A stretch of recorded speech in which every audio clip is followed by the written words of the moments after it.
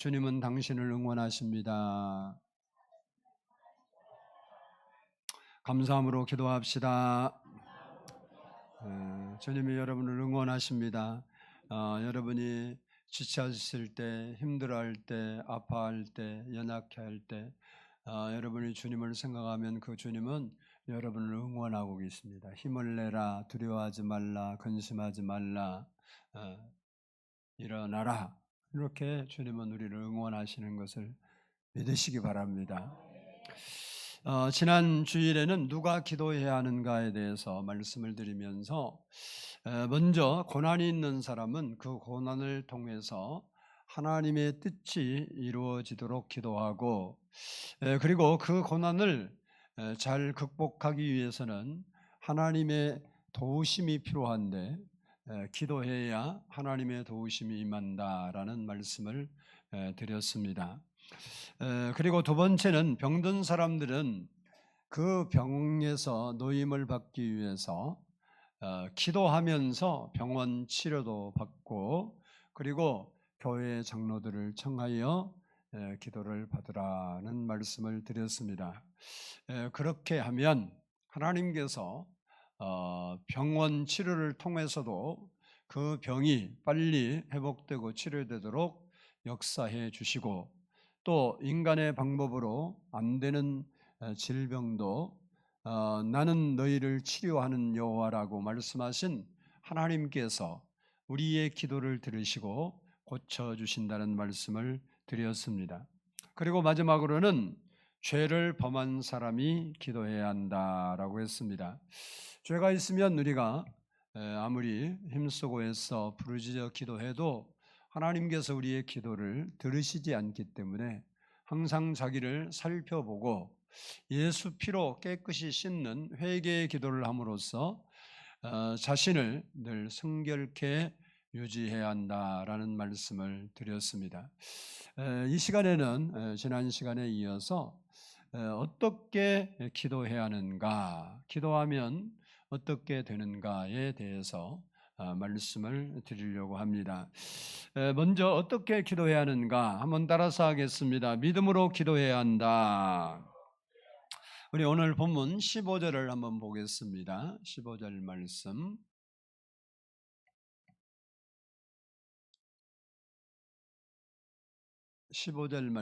같이 읽습니다. 시작. 믿음의 기도는 병든 자를 구원하리니 주께서 그를 일으키시리라.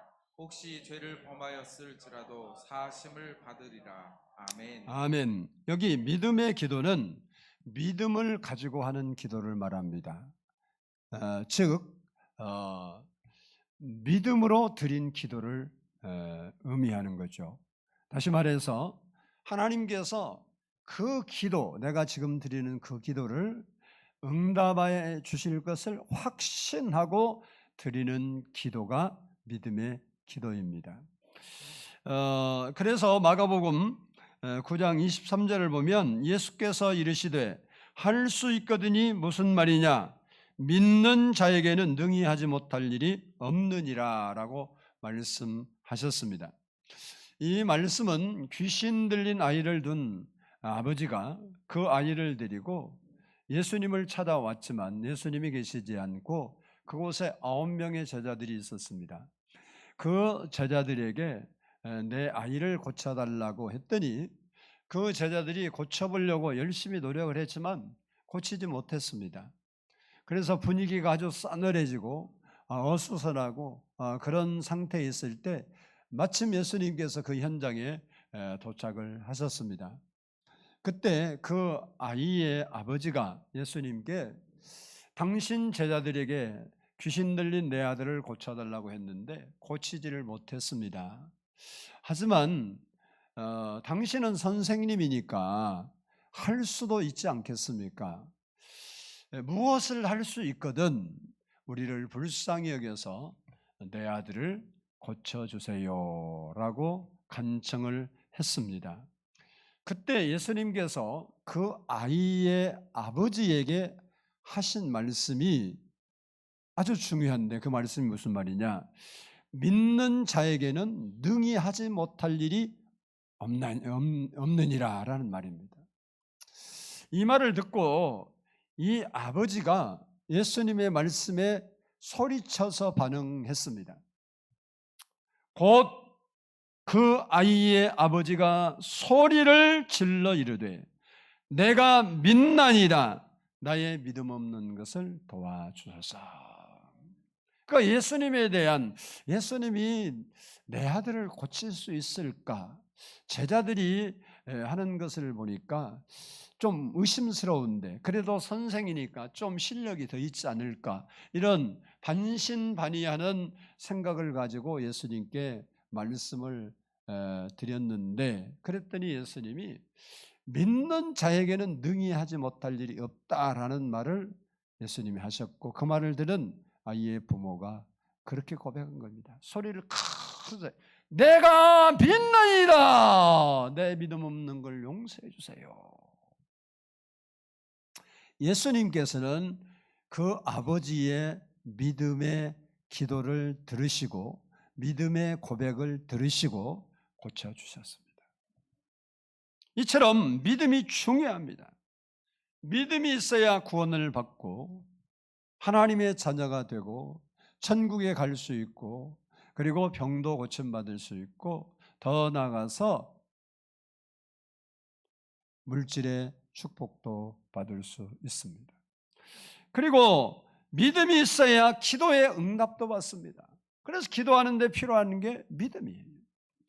더 중요한 건 믿음이 있어야 우리가 섬기는 하나님을 기쁘시게 할 수 있습니다. 히브리서 11장 6절을 보면 믿음이 없이는 하나님을 기쁘시게 하지 못하나니 하나님께 나아가는 자는 반드시 그가 계신 것과 또한 그가 자기를 찾는 자들에게 상 주시는 이심을 믿어야 할지니라 라고 했습니다. 그렇습니다. 믿음이 없으면 아무것도 안 됩니다. 그러나 믿고 기도하면 됩니다. 신앙생활에서 믿음 빼면 아무것도 없어요. 여러분 하나님 안 보이잖아요. 믿음 없으면 하나님도 안 계신 거예요. 천국을 가본 적이 없잖아요. 지옥을 본 적이 있습니까? 물론 본 사람도 있을 수 있죠. 환상 중에라든가 하나님의 은혜로 볼 수도 있지만 대부분 우리 육신의 눈에는 보이지 않습니다. 믿음 없으면 다 그것도 거짓이에요. 우리의 모든 삶의 믿음을 빼면 성경은 존재하지 않습니다. 성경에서 믿음이라는 단어를 빼면 성경은 이루어질 수가 없습니다. 그래서 마가복음 11장 24절을 보면 그러므로 내가 너희에게 말하노니 무엇이든지 기도하고 구하는 것은 받은 줄로 믿으라. 그리하면 너희에게 그대로 되리라. 받은 줄로 믿으래요.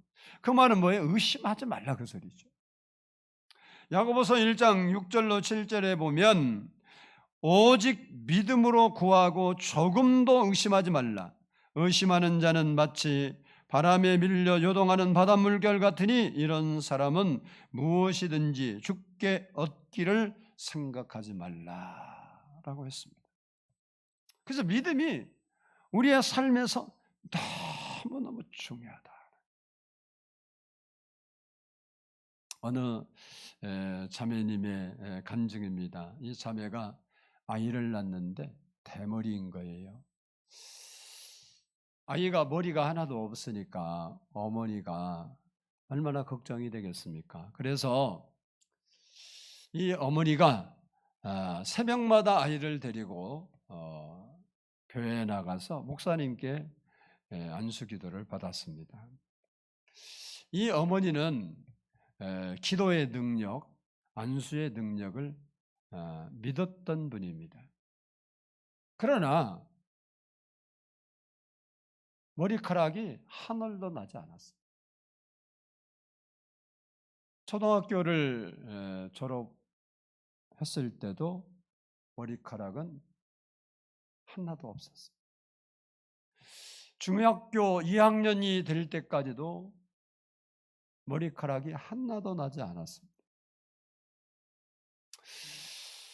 그런데도 이 아이의 어머니는 매일 아이를 데리고 새벽 기도에 나와서 기도하면서 기도를 계속해서 받았습니다. 아마 이렇게 10년이 넘게 아무런 징조도 없이 효과도 없이 계속된다면 매일 새벽에 나와서 이렇게 기도받는 거 쉬운 일이 아닙니다. 보통 사람 같으면 벌써 그만뒀을 것입니다. 그러나 이 자매님은 하나님을 믿고 의심하지 않고 기도하기를 계속했습니다. 그런데 아이가 16살이 되어 중학교 3학년이 됐을 때 그때까지 그렇게 아무런 증상도 없던 머리가 갑자기 나기 시작하더니 수북해졌습니다. 이 어머니의 포기하지 않는 믿음, 끈기 있는 기도의 응답이었습니다. 이처럼 믿음의 기도는 기적을 가져옵니다. 우리도 믿음을 가지고 끈기 있게 기도하면 기적을 보게 되는 것입니다. 그래서 기도하는 사람에게 필수 조건이 있는데 그것이 뭐냐? 따라서 합시다. 믿음. 믿음이에요, 믿음. 기도하는 사람이 필수 조건이 뭐라고요? 믿음, 믿음. 우리 여기 김정수 권사님이 전화가 왔는데 그러시더라고. 자기가 10년 동안 나는 그거 몰랐는데 비염으로 막 콧물이 새벽마다 쏟아져서 고생을 많이 했대요. 그런데 지난 새벽 열흘간 기도하고 싹 없어져 버렸대요.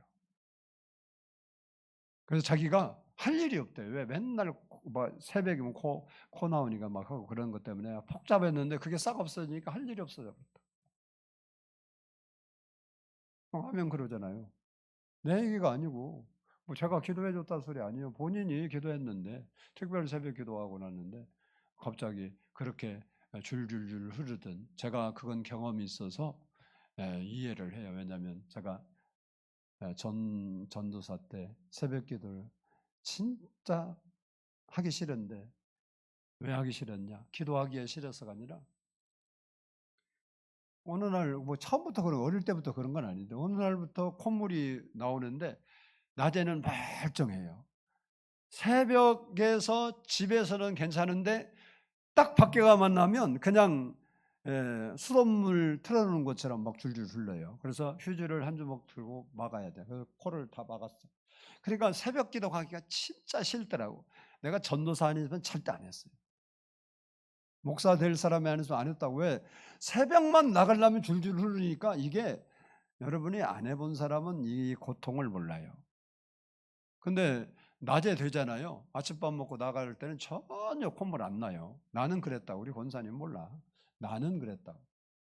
내가 그걸 몇 년 동안 그랬는데 하여간 뭐 병원에 가서 치료받은 적은 없어요. 근데 어느 날 하나님이 딱 멈추니까 깨끗해지더라고. 그래서 믿는 사람에게 필수 조건이 믿음이다. 마가복음 5장 보면 혈류증으로 12년 동안 고생하는 여인의 이야기가 나옵니다. 이 여인은 자기의 병을 고치려고 이 병원 저 병원 좋다는 의사 다 찾아다녔어요. 그런데 실현은 안 되고 오히려 병이 더 심해지고 있던 재산도 치료비로 다 낭비했어요. 아까 일부 예배 끝나고 어떤 분이 기도해달라 그러는데 그분이 어깨에 석회가 껴서 한 달 동안 도수 치료를 받았는데 오히려 더 심해졌다고 기도해달라고 그러더라고. 뭐 그 후는 몰라요. 기도만 해줬지. 근데 그분이 그러더라고요. 그러니까 치료를 받았는데 나은 게 아니라 더 심해졌다고 해요. 이 여인이 그랬어요. 그런데 어느 날 소문을 들었습니다. 예수님은 못 고치는 병이 없다. 이 소문을 듣고 그 여인이 믿음을 가지고 예수님 뒤로 와서 옷자락을 만지고 그렇게 지긋지긋하던 혈류병에서 해방을 받았습니다. 마가복음 5장 27절로 28절을 보면 예수의 소문을 듣고 무리 가운데 끼어 뒤로 와서 그의 옷에 손을 대니 이는 내가 그의 옷에만 손을 대어도 구원을 받으리라 생각함일라라 라고 말씀하고 있습니다. 여기서 믿음이 무엇입니까? 내가 예수님의 옷에만 손을 대어도 구원받으리라 생각하고 와서 만진 것이 믿음이에요. 그래서 주님은 34절을 보면 예수께서 이르시되 딸아 내 믿음이 너를 구원하였으니 평안히 가라 내 병에서 놓여 건강할지어다 라고 축복했습니다. 이 여인은 예수님의 내 병이 심하냐 어쩌냐 저쩌냐 이 말도 안 들었고요. 그리고 병에 나아라 어쩌라 그 말도 듣기 전에 그냥 스스로 하나님에 대한 믿음을 가졌어요. 내가 저 예수님의 옷가에 손만 대도 나을 것이다. 그리고 와서 만졌어요. 예수님하고 아무 상관이 없어요. 혼자 믿고 혼자 한 거예요. 그런데 그가 만지는 순간 성경에 보니까 하나님의 능력이 그에게 들어가서 혈류에 그는 피가 나는 병인데 피가 딱 멈추는 것을 본인이 느꼈어요. 이 여인은요 단지 소문만을 듣고도 믿었어요. 소문을 듣고. 그런데 성경을 통해 읽고 듣고 체험하고 또 옆에서 다른 사람이 하나님의 은혜를 입은 응답받은 것을 듣고 보았음에도 불구하고 믿지 못하는 것은 비극이 아닐 수 없습니다. 나는 어떻습니까? 정말 믿음을 가진 사람입니까? 아니면 아직도 아리까리하고 헷갈리고 있습니까? 믿음을 가지는 성도가 됩시다. 믿음의 사람이 되십시다. 그리고 믿음으로 기도하십시다. 그러면 하나님이 역사하신다. 둘째는 따라서 합시다. 간절하게 기도해야 한다. 17절을 보겠습니다. 오늘 본문 17절 시작. 엘리야는 우리와 성정이 같은 사람이로되 그가 비가 오지 않기를 간절히 기도한즉 3년 6개월 동안 땅에 비가 오지 아니하고 아멘. 아멘. 우리가 기도할 때 먼저 뭘로 기도해야 한다고? 믿음으로 해야 돼요. 근데 믿음으로 기도하는 것에 따르는 게 뭐냐? 간절히 기도해야 된다라는 겁니다. 오늘 본문은 간절히 기도하는 예로 엘리야의 기도를 소개하고 있습니다. 열왕기상 17장을 보면 아합 왕 시절에 이스라엘 땅에 3년 6개월 동안 비가 내리지 않았습니다. 3년 반 동안 가뭄이 계속되니까 농사도 지을 수가 없고 가축들도 물이 없으니까 제대로 살 수가 없어서 다 피폐해지고 백성의 삶도 핍절해졌습니다. 그때 믿음의 사람 엘리야가 기도했더니 비가 내리기 시작한 겁니다. 그때 그 기도를 본문에서는 간절하게 드린 기도라라고 말하고 있습니다. 엘리야의 기도의 장면이 열왕기상 18장 42절로 43절에 보면 기록이 되어 있습니다. 엘리야가 갈멜산 꼭대기로 올라가서 땅에 꿇어 엎드려 그의 얼굴을 무릎 사이에 넣고 그의 사환에게 이르되 올라가 바다 쪽을 바라보라. 그가 올라가 바라보고 말하되 아무것도 없나이다. 이르되 7번까지 다시 가라.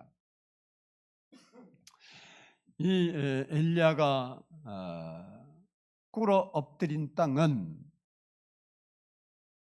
잔디밭이 아니에요. 나뭇잎이 많이 떨어져서 방석처럼 북신한 곳이 아닙니다. 흙먼지와 돌멩이가 섞여 있는 땅입니다. 그 땅에 무릎을 꿇고 엎드렸습니다. 그리고 머리를 무릎 사이에 넣고 하나님께 기도했습니다. 여러분이 무릎을 꿇고 기도해 본 적이 얼마나 있는지 모르겠습니다만은 맨 땅에서 무릎 꿇으면 굉장히 다리가 아픕니다. 특별히 산에 지형이 좋지 않는 곳에서 무릎 꿇고 돌멩이 같은 게 박힌다. 상당히 고통스럽습니다.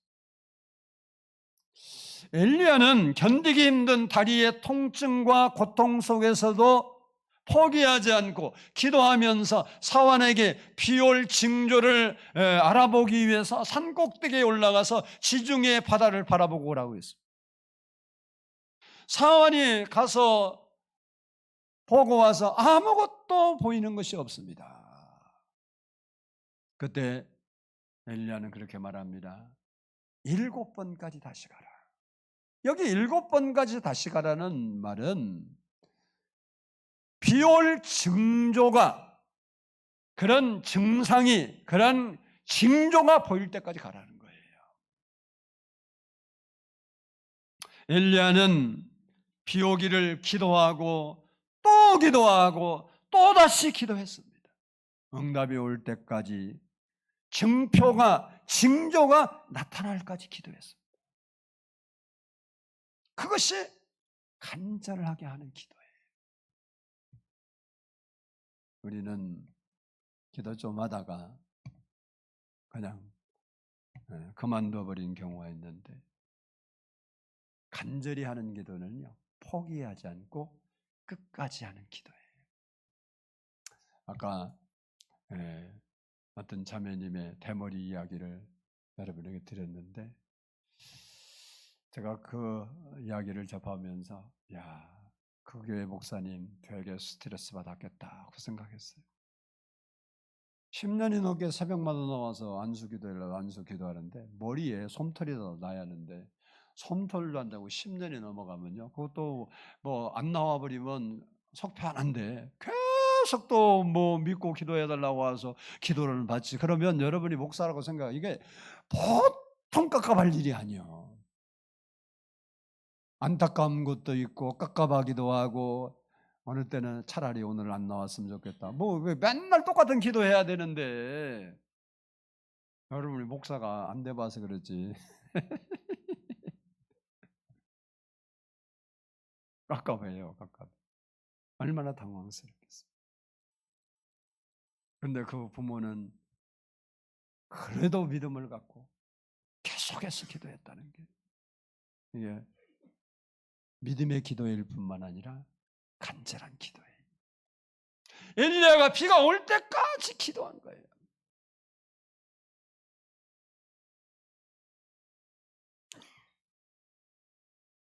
야곱도 자기를 죽이려고 400명의 군사를 거느리고 쫓아오는 형 6 때문에 가던 길을 더 이상 가지 못하고 야복강 나루터에 멈춰서 밤을 새며 씨름하는 기도를 합니다. 기도하는 중에 천사가 허벅지를 때려서 뼈가 부러졌습니다. 뼈가 부러지는 극심한 고통 속에서도 기도를 포기하지 않고 계속해서 기도함으로, 당신이 축복하지 않으면 내가 놓을 수 없습니다. 내 환도뼈가 부러져도 저는 놓을 수가 없습니다는 간절한 끈기 있는 기도를 통해서 응답을 받고 이스라엘의 축복을 받았습니다. 이것이 간절히 기도하는 거예요. 예수님도 우리 인류를 구원하시기 위해서 십자가를 지시기 전에 간절히 기도한 모습을 우리에게 보여주셨습니다. 누가복음 22장 44절을 보면 예수께서 힘쓰고 해서 더욱 간절히 기도하시니 땀이 땅에 떨어지는 핏방울같이 되었더라 라고 했습니다. 간절한 기도가 뭐냐 그랬더니, 여러분이 기도했는데 하나님 응답 안 했다 그러면요, 여러분이 믿음으로 안 했든지 간절히 안 했든지 둘 중에 하나. 근데 나는 믿음으로 진짜 간절히 기도했다. 근데 응답 안 됐다 그러면 하나님 믿지 않아도 돼요. 여러분이 진짜 그렇게 했으면. 안 계신 하나님 모르 믿어. 돈 내고 시간 들이고 뭐 미쳤어요? 뭐 마음이 위안받자고 교회 다닙니까? 세상 가서도 여러분 노래 보면서 노래 실컷 불러봐봐. 마음의 위안도 평안도 기쁨도 충만하지. 소주 한잔 하면 더 충만하고. 웃는 사람들도 범인일 수도 있고. 간절한 기도가 뭐냐 그랬더니 예수님께서 그 추운 겨울에 기도하는데 땀이 흐르도록 기도한 게 간절히 기도했다. 성경 그렇게 써 있어요. 여러분이 간절히 기도한다 그러는데 땀이 한 방울도 나게 기도한 적이 없다. 그 간절히 기도한 거 아니에요. 몸이 간절하면 땀이 나고, 따라서 합시다. 마음이 간절하면 눈물이 난다. 여러분이 어떤 것을 이루고 싶은데 진짜 안 돼 봐요. 울지 말라도 눈물이 달기똥 같은 눈물이 줄줄 흘리게 돼 있어. 여러분이 하나님께 정말 간절히 기도했다. 여러분도 여러분 마음이 간절하면요 눈물이 쏟아지게 돼 있는 거예요. 몸이 간절하다 땀이 나는 거예요. 하나님 불쌍해 달라. 땀 한 모금도 난 적도 없고 눈물이 한 방울도 안 떨어지는 나는 자꾸 하나님 믿고 간절히 기도했다고 하면 그게 간절한 기도 아니라고 할 수는 없지만 성경적인 의미에서 보면 그 사람이 아직 간절하지 않다. 정말 간절하면 어떤 분이 간절한데 옛날에 제가 아는 분이 그러더라고. 음주운전 3번 걸리면 면허 정지 요즘 어떤지 모르는데 취소될 때가 있었어요. 근데 3번째 걸렸대요. 이게 영업사원 영업하는 일을 하니까 자꾸 그걸 술 먹는 게 이제 그때는 요즘하고 옛날에는 뭐 술로 다 그런 거였잖아요. 옛날에는 직책이 이런 것도 있었어요. 술상무. 있었죠. 그렇게 불렀어. 원래 명칭이 술상무는 아닌데 술로 대답해서 문제 풀어간다. 그래서 술상무라고 붙였다. 그 소리예요. 근데 저 여의도 지금은 이제 공원됐는데 광장 있었잖아요. 거기 가다 걸렸대요. 내가 직접 들은 얘기예요. 3번째 이게 취소되잖아요. 그래서요 그 자리에서 그 사람이 그 이제 젊을 때잖아요. 그 사람이 경찰 다리를 딱 잡고 무릎을 꿇었대. 그리고 지갑 있는 거 다 털었대. 그때 얼마인지 도는 데가 생각이 안 나요. 이거 쓰면 나 이게밖에 없는데 입원하면 나 직장도 못 다니고 이거 하니까 제발 한 번만 봐주라. 그랬더니 그냥 그거 갖고 봐주더래. 그 말을 자랑스럽게 이야기하더라고. 내가 다른 뭐그 얘기 여러분이 그 얘기하라고 그런 게 아니라 그 간절히를 이야기야. 여러분이 보통 같으면 에이고 뭐 돈을 해결하면 돈이 많아 그러면 무릎 꿇겠어. 그 사람들 차 쌩쌩 지나가는데 그 경찰에 또 막 다리 잡고 이게 하만이가 목 잘려 죽은 게 왜 그런 줄 알아요? 저 사람이 우리 민족 죽이려고 그런다고 왕한테 애쓰다가 말하니까 왕이 승질이 나갖고 잠깐 밖에 나가니까 자기가 사는 길은 누가 용서해야 돼? 왕이 용서해야 하는 게 아니라 그 순간에는 에스더가 용서를 해야 돼. 그러니까 에스더가 앉아있는 걸상에 엎드렸어. 에스더 씨 나 좀 살려주세요. 근데 왕이 그 시간에 아니게 저것이 내 마누라를 겁탈하려고요. 그래갖고 씌워서 가서 죽었어. 그게 간절이라고. 얼마나 간절하면 무릎 꿇고 그렇겠죠. 여러분이 하나님께 간절히 했다 그러면 그 정도는 하고 하나님이 응답했네 안 했네 소리를 해야지.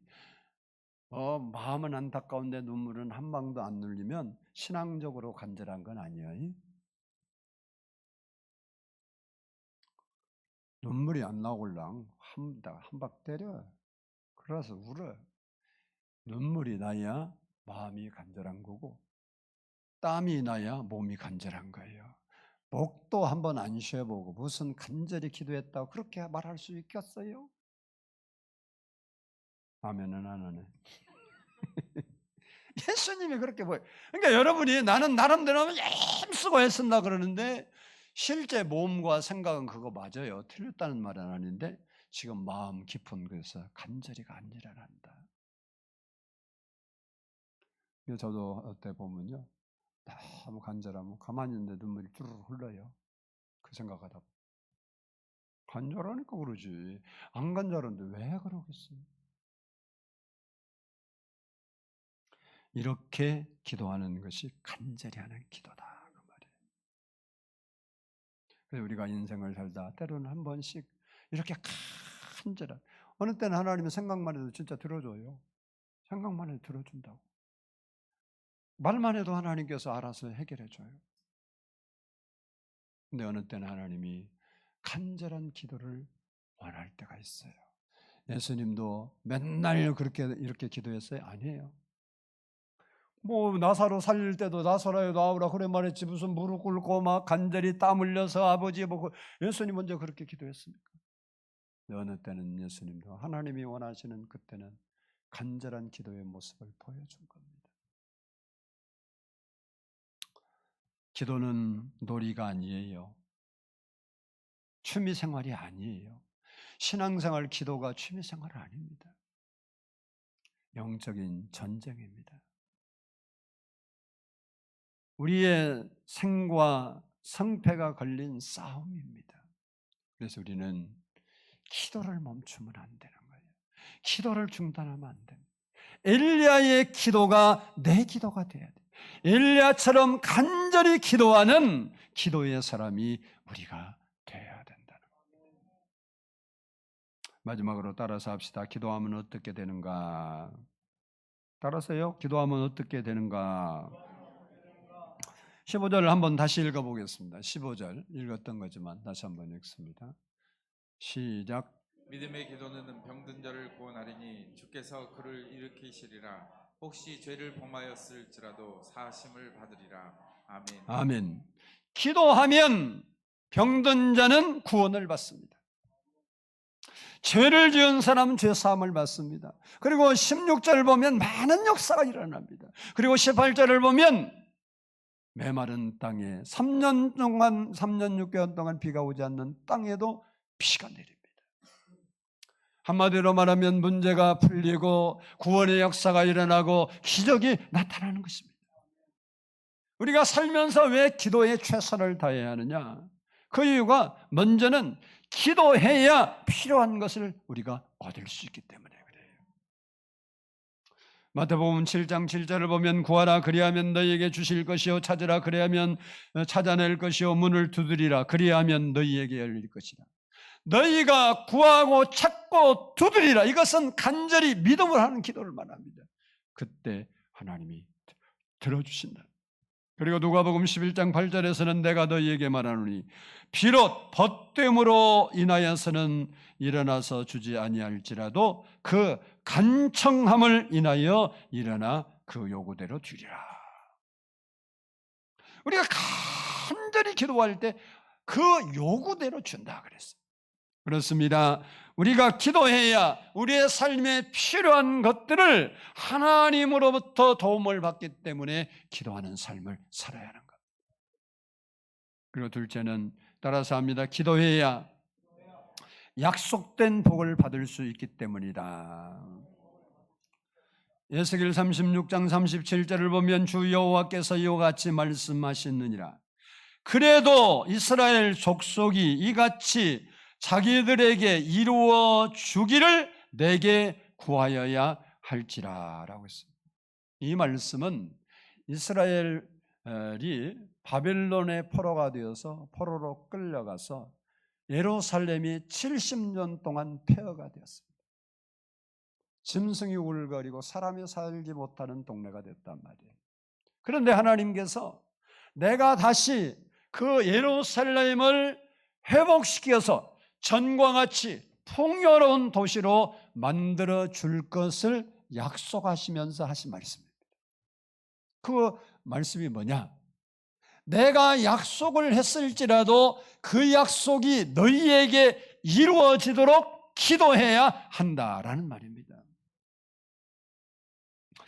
다시 말해서 성경에는 약속들이 많이 있는데 그 약속이 이루어지도록 기도해야 그 약속이 내게 이루어진다라는 약속의 말씀입니다. 그러므로 우리는 성경에 있는 약속의 말씀을 붙들고 기도해서 그 약속이 내게 이루어지도록 해야 된다. 성경에 우리를 향한 약속들이 너무너무 많이 있는데 그 약속 하나하나가 나에게 주신 것인데 그 약속이 내게 이루어지려면 그 약속의 말씀을 믿고 그 약속이 내게 이루어지도록 기도해야 한다는 거예요. 기도로 약속의 열매들을 우리가 거두며 사는 것이 신앙생활이에요. 성경은 그냥 써놓은 게 아니고 성경의 약속들은 나를 위해서 하신 거예요. 병든 자에게, 가난한 자에게, 슬픈 자에게, 절망한 자에게, 두려워하는 자에게, 근심 걱정에 매인 자에게 하나님은 약속을 다 주셨습니다. 그 약속의 열매를 내가 따야 되는 거예요.